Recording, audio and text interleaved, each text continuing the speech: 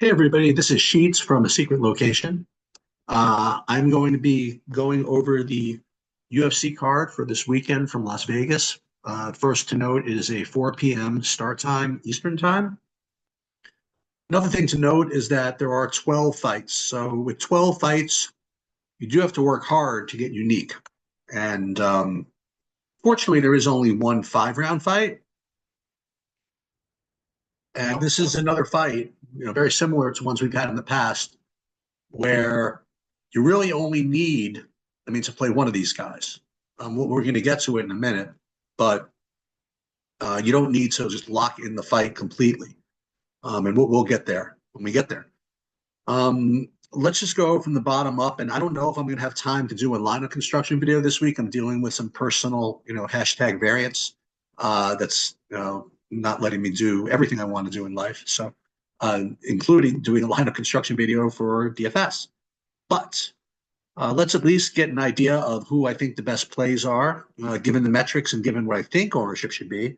And if I do have a good follow-up on this tomorrow, I will post that. So one of the themes I think is going to be wrestling upside because there's not that much of it. And I think the places that you're going to see it is pretty obvious. So we do want to focus on those fighters that have the wrestling upside because not all fights finish, and in the fights that don't finish, you want to have that cushion of making sure that your decision wins are competitive at least with some of the the striking knockout wins.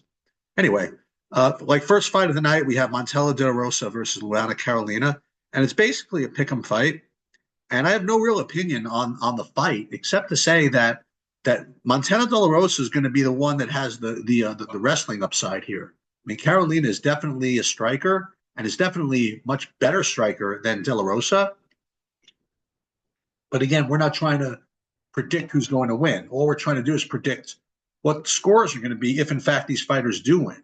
And I think in Carolina's victories, it's not going to look that great for DFS. It's going to be, like in the 60s, maybe.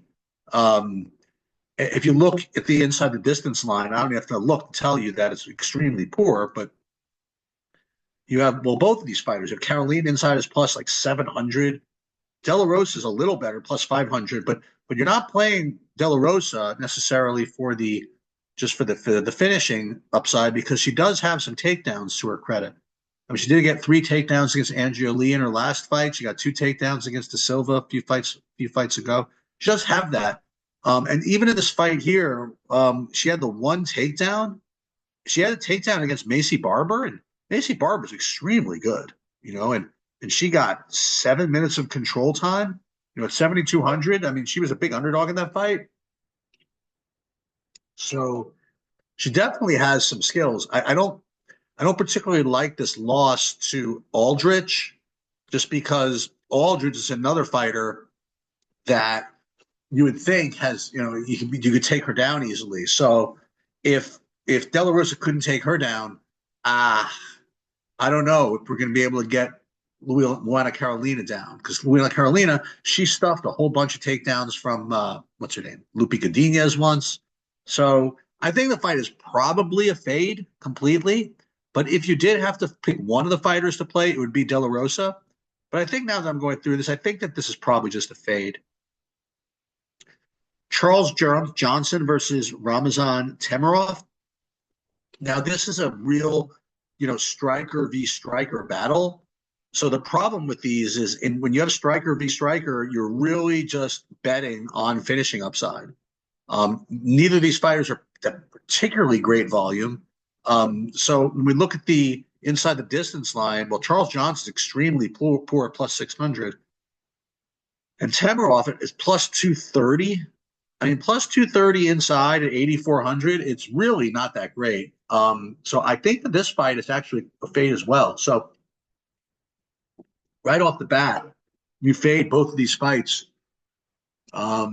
I think that's probably a good way to start. Now, I will say that if you do have, one of these guys you want to take, it would be Temirov, just because he has the better finishing upside. The aforementioned J.J. Aldrich against Andrea Lee. So I would play Angela Lee if I knew that she was going to really be going for takedowns. I mean, she had 5 takedowns against Macy Barber. It's another one. And she also has some good, some good resume here. I mean, she did lose to Mara and the Maverick. I mean, she has 5 straight losses, but they're all pretty legit. Losing to Vivian Araujo with a knockdown and still getting the loss. Yikes. Um, she did get 2 reversals against Montana De La Rosa, who I mentioned earlier. So that kind of adds to her kind of grappling upside. So I think that maybe I don't know, in like big time GPPs, you could maybe take a shot at her. But overall, I mean, I think this fight's again probably a dud. I mean, JJ Aldridge, the only time she even got a finish was, well, actually that's not true. Well, yeah, she only got a finish here over Lian Na, who basically has no cardio and gives up finishes to everybody. So look, she's a good striker, but she's really not a great fantasy producer. So I think her at 8,700 is probably the worst play on the board. Just somebody we'll get to later who might be second worst, but I mean, you just can't play her with her metrics. So this is kind of weird. I'm through 3 fights. And I don't want to play anybody yet. All right, so we have Douglas Danny Silva versus Lucas Almeida, 8,600 versus 7,600. I think that this one's sort of interesting. I think Danny Silva might have an okay inside the distance line. We'll take a look. Yeah, this isn't bad. I mean, plus 200. Plus 200 at 8,600. That's a little better than the Temerov we talked about before. And Silva actually can put up some volume also. And you'll also see in his last fight, he did get 4 takedowns. So the combination of his finishing upside plus his takedowns, I think this puts him on the board. Is so far the best play. I mean, he's probably not going to work out to be the best play overall by the end of this, but I think certainly for now, I mean, good inside the distance, decent inside the distance. He has takedowns. I think it's very, very, obviously very solid DFS play. Lucas Almeida, I just don't see too much here. I guess he has some knockdowns. So if that's the case, we should just look at his inside the distance prop, I guess, and take a look at it. Sorry, Lucas Almeida inside is plus 330 or so. I mean, not that great. So we're through what? 1, 2, 3, 4 fights. We have like half of the fight that we like. Next one, I think that we can get behind. So we have John Castaneda against Douglas Da Silva de Andrade. Castaneda has, I think, a very serious wrestling upside in this fight. So even if his inside the distance line is not that great, we might really like him anyway. So I don't know. Him inside is plus 400, so that's really no good. And Da Silva inside that's even worse, and that's no good. But I do think that Castaneda, if we look through, I mean, he does have some takedowns on his resume. He only had 1 in the last fight. Before that, it was 3 against Kang, who's not bad. 3 against Gavrov, who's not bad. So I definitely think that he's got that path to victory. But I don't know, 8,900 is that's no joke. I mean, if he's going to just have a not finish and be completely reliant on these takedowns, I don't know, even this fight, he had 3 takedowns and 1 knockdown and still wasn't good enough. I mean, 85, it's not going to work. So I don't know. Another fade? I would definitely say Castaneda or nothing. Okay, moving on up the card. All right. Best play on the board, I think it's pretty clear, is Jose Mariscal. His inside the distance line is extremely strong. I believe, let's see. Mariscal inside is minus 130, which is very, very good. And he's got all kinds of cardio volume, and he's got all kinds of takedowns. I mean, I imagine this is going to be the most popular fighter on the slate, regardless of price. His price is actually not that bad at 9,400. I mean, I could have seen this go off at 9,600. So I think 9,400 is perfectly reasonable. Very easy play. Okay. And Ramos just doesn't win often enough here to get in my board. Austin Lane versus Mario Pinto, we got heavyweights going at it. And boy, what a big line on Pinto. I mean, Austin Lane, I mean, his last fight, he was plus something similar against Despain, and he got his wrestling shoes on and got the job done. I don't know, a little lack of respect here, I think. I mean, I don't know about this Mario Pinto's takedown defense, but Austin Lane he's big heavyweight dummy. He's going to say, okay, I won my last fight this way. Well, how don't we do the same thing? So I like him here. And again, the problem is that who I like is not really relevant to DFS. So, I mean, can you really play someone who's a plus 400 underdog? Ugh, I don't know. I kind of like it. And on a 12 fight card, if he gets a couple of takedowns and loses, still could get it in the optimal. Let's look at Pinto here. So Mario Pinto, inside the distance, I'm sure it's pretty big, right? Pinto inside. Oh my God, it's minus 160. That's so strong. Who is this dude? Why is he so great? What has he done? 26 years old from Portugal. He had a 5-round decision against somebody in this levels fight League 11. He had he had a decision over here.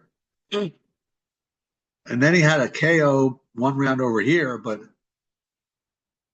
I'm calling bullshit on this guy. I mean, honestly. I mean, look, what's his price? 9,500 or something like that? 9,300. 9,300 with a minus 200 or something inside the distance line. You have to play him, I guess. But I seriously am calling bullshit on this whole situation. Austin Lane just did everything he needed to do in this last fight. I think he does the exact same thing. And that will be the end of Rico, so to speak. So I like Austin Lane here. I'm definitely playing him as one of my underdogs. And unfortunately, I do have to play the fraud because he's 9,300 with an incredible inside the distance line. But I'm definitely calling BS on this whole thing. Anyway, hand to God, left hand to God, Danny Barlow against Sam Patterson. So Sam Patterson, he still might be collecting some negative vibes from his first fight that he had. Where was against Ashmoose? He got just roasted by Ashmoose, who's turned out to be just not great. I mean, let's look at Ashmoose, by the way. I mean, well, that's not true. Look at this. So wait, so you tell me Ashmoose, or did he just pull out of a fight? Is that what happened? Oh, he won a decision over Trevor Peake. He lost the decision to Chris. Okay, so he's not that bad, I guess. But this was a very surprising KO from Sam Patterson. And then he came back. He had a first round sub over Leoness as an underdog. And then a first round sub. So the dude's obviously got submission skills. So if he can get to Barlow, and get his hands on him, I think he's got upside here. I mean, he definitely has upside. But what I was going to say is I don't know. I think he's got a shot. Let's see what Danny Barlow's done. I mean, he just gets KOs well, except for this one. What is this fight? This is a terrible look. He won a 3-round split decision against this idiot who made a spectacle of himself last week. He got completely ragdolled and just destroyed. And then he decided to pick a fight after the fight was over. So I don't like this look. But he did get this 3rd-round KO, I guess, over Josh Quinlan, Raheem Forrest. I don't know. I know I'm not supposed to be picking these fights, but I think Patterson's just totally live here. Nonetheless, and we do have to look at the metrics here, and I'm sure Barlow's going to be minus 110 or so inside, right? Because that's all he does, knock people out. Yeah, so Barlow minus 130 inside. But it's not like he's got a lot of volume or anything like that. He just has to get the knockdown and KO. And is that really going to happen?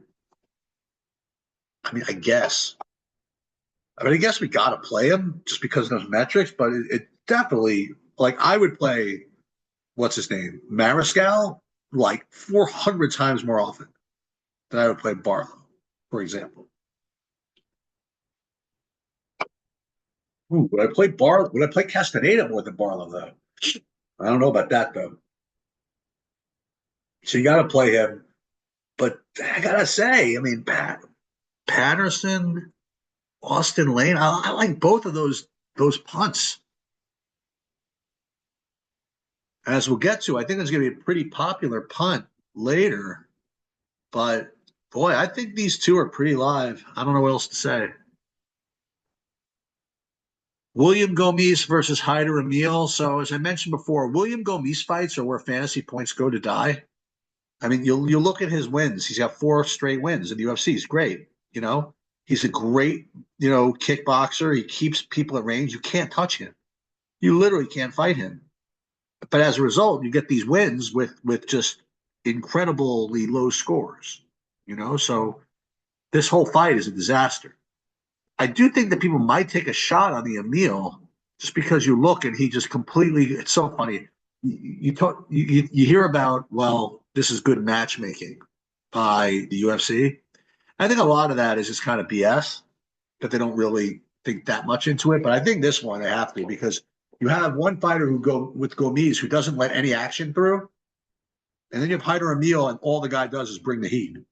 So I don't know what's going to happen here, but I think that Emil is going to be probably a pretty popular underdog, just because again his style is very aggressive and he's cheap. So look at his inside the distance line. I don't know. It's only plus 350. It's not that great. And the other problem again with playing Emil is that you're not really getting any leverage. Like if you, I don't think anybody's going to play Gomes. So it'll be very, very, very sparsely owned in the big GPPs. I mean, certainly going to be. Let's put it another way. He's certainly going to be lower owned than whoever Austin Lane was fighting. Who's the what's his name again? Where did he go? Mario Pinto. Mario Pinto is going to be huge chalk compared to William Gomes, and Danny Barlow even is going to be huge chalk compared to William Gomes. So the problem is that even if you get the win out of Emil, you don't get that necessarily that leverage. So I think this fight it's less of a just play Emil, oops, sorry about that, and more of just kind of an outright fade. Hold on 1 second, I have a small accident here. Okay, now we're back with Nasrat Hakbaraz versus Esteban Ribovic. We'll take a look at the inside the distance lines first. Ribovic inside is very. I thought he'd be better than this, but plus 260, so that's not very good. Hakbaraz inside is not very good at all. Boy, why is Ribovic so weak? Because with inside the distance line, I thought that he had more upside than this. Yeah, I guess not. Boy, this is some big win over what's his name though, over Zellhuber. I mean, he did get the first round KO over McKinney, and not that McKinney is particularly good defensively, but I don't know. I think Ribovic is being sold short here. I mean, that inside distance line I think is low. And I go, it's not really my field of expertise. It's like analyzing where the lines are off, but good grief. I don't know. I think he's a very strong play in 9,100. I don't know what else to say.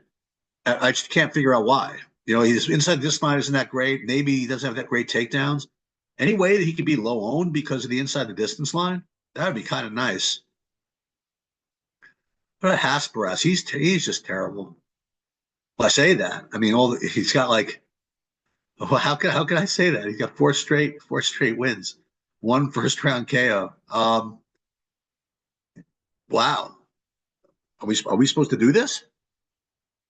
What's wrong with this guy? He got 156 significant strikes and 146 significant strikes against Gordon. Man, I don't know. I got a good mind. Let me just see more information on Hatsbrast here. Really didn't realize he was on such a big winning streak. Yeah, he won the split against Jared Gordon. This guy's legit. I don't know. I don't know about this fight. Boy, do I have to play this? Another punt? The Hackbrast? Ugh. So this is legitimately like the wrong way to play DFS in general. Play these stars and scrubs builds. It just is. Again, I don't want to get into a holy war about this, but usually mid range builds win, like across most DFS sports.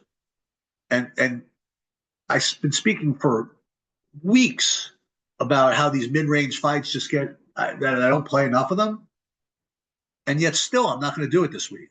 I'm still going to go for these freaking 9,000, 7,200 punts. Well, looks like that's what's going to happen. All right. What do we got left? Two more fights. So again, we thought you were really we were getting really boring in those first bunch, but we're really getting some action later, which is kind of good for the sweat, right? All right, Cody Brundage versus Julian Marquez, minus 120 on the Marquez side. Let's just make sure there's no big line value or anything. No, not really. Maybe Brundage has a little bit of line value at 7,700, but not not exceedingly so. Take a look at the inside the distance lines. I imagine they're close. Yeah, Marquez inside is about minus 110, which is extraordinarily strong for his price. I'll tell you, Brundage at plus 200 inside is pretty damn good for his price also. Not to mention the fact that he does have takedown upside in there somewhere. I mean, he used to be like a wrestler, but I mean, he just hasn't had a chance recently. Let's put it that way.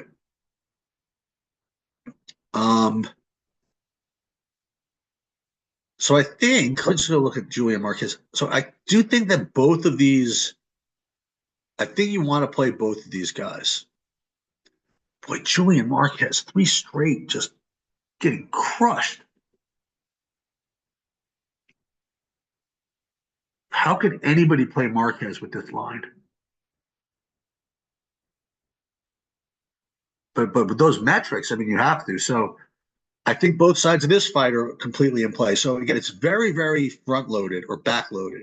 You could literally fade the first, you know,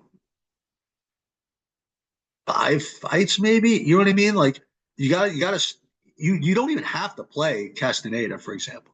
I think you know what I do think you should play probably some De Silva, maybe play some Castaneda. So at least the first 3 fights you can completely fade. The Gomes fight you could probably fade, but then you got all kinds of stuff. And then in the main event, you have 9K Manel Kape versus 7,200 Abus Amabayev. And I really do think there's only one fighter you can play in this fight, and that is the underdog. I mean, Manel Kape at 9K, I mean, I don't think he ever finishes anybody. His inside the distance line is plus 180. And even if you just go through his fight logs, he did get a late, a third round. Listen, that was a great fight. I mean, he was great. I guess that's not fair. I mean, he did get a TKO against Zumagulov first round, 130, I guess 131 fantasy points. And yeah, okay, maybe I lied. Maybe he can get KOs here. So maybe you can play both of these guys. And this Makayev thing, I mean, I think this is what people are going to be turning to actually when they play Abubayev, which I think they are going to do. Because you look at these two, 3 fights here, you have 6 takedowns and then you have 9 takedowns. So, I mean, it's no secret what he's going to do here. I mean, he's going to try to get takedowns. But even Makayev, who, it's not like he ragdolled Kape all over the place. So I don't know about this. He's 21-2. He's got the second round sub over Osborne. I mean, you just kind of have to play it, because it's only, what is he, 2-1? 3-1? I mean, he's only 2-1. to win, and pretty much all of his wins are going to be huge scores because he's not winning a striking battle. He's just not. The only way he wins is if he gets a bunch of takedowns, and a bunch in a 5-round fight means enough for 7,200 to pay off. So I do think the cop is more in play than I thought. I mean, he certainly could come out and dust him. And that is certainly in the offing. But I think that Ambabayev is certainly the better play because all of his wins make the up, I think. So what do we have? I mean, we have we have some pure fight fades, like the women's fights, both of them, I think. And then maybe a couple of the men's fights. And then you got like all kinds of stars and scrubs that you could play like either play the 9,200 or the 7Ks. I think that's where the lineup construction is going to go. At least my lineup construction is going to go. But we'll see. We will try to do a lineup construction video in the next day or so where we get to use SaberSim and do some kind of shenanigans with the dupes and things like that. And again, I am mostly out, but I'll hopefully pop in and do as much content as I can. Good luck, everybody.